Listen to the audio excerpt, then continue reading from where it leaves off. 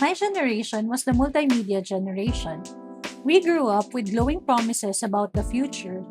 Technology would create new jobs, connect the world, and maybe even save the planet, but none of that happened. When I first logged onto the internet, I remember feeling like the world was opening up. There were chat rooms, web blogs, and personal websites that looked like they were built by an adult cat in a good way. It felt like it was filled with people trying things out, not trying to sell things. It was a good time to believe in what technology could do for humanity. Around the same period, the world was also buying into that optimism. This was when ICT4D gained traction. ICT4D stands for Information and Communication Technology for Development. Its premise was straightforward, giving people access to tools like computers, telecom networks, radio, and later the internet could expand what they were able to do.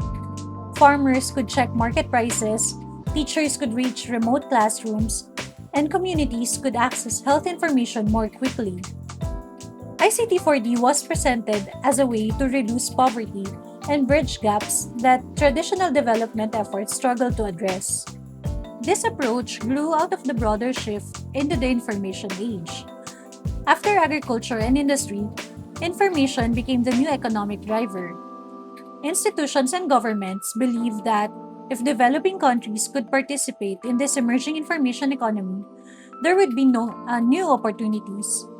This belief shaped national ICT policies and major development projects across Asia, including the Philippines, at a time when many hoped technology could help resolve long standing inequalities. But if you grew up in the multimedia generation, you know how the story unfolded. The tech we were promised and the tech we got turned out to be very different creatures. Instead of creating stable jobs, automation is replacing the easiest entry points for workers in the global south.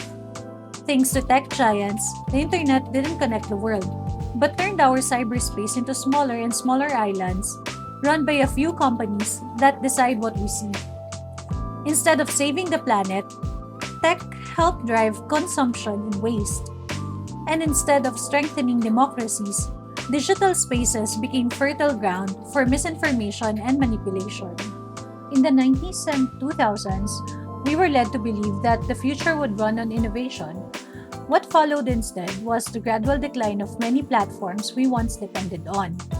Confidence in the public interest motives of tech companies waned as they repeatedly failed us, and governments often appear unprepared to regulate and address the issues that emerged. The open and experimental internet of earlier years shifted toward closed, highly managed systems designed to keep us scrolling and consuming. ICT4D sits today between the idealism of its early years and the complicated digital world we live in now. The truth is that the goals of ICT4D still matter. People still need access to information. Communities still benefit from digital tools that support education, health, agriculture, and governance. But the context has changed. It is no longer enough to talk about bridging the digital divide. We also have to talk about protecting people from the risks that come with being connected. Data privacy, misinformation, unequal access to AI, and the concentration of power in a handful of corporations affect how technology functions in society. These issues shape whether ICT4D can still deliver what it promised. Maybe the role of ICT4D today is not only about providing access but about restoring agency and empowering those who have been pushed further back to the fringes. It's about making sure that technology serves people, not the other way around. It is about designing systems that do not take advantage of its users. And it is about teaching digital literacy that goes beyond how to use tools and focuses on how to question them and engage with them critically.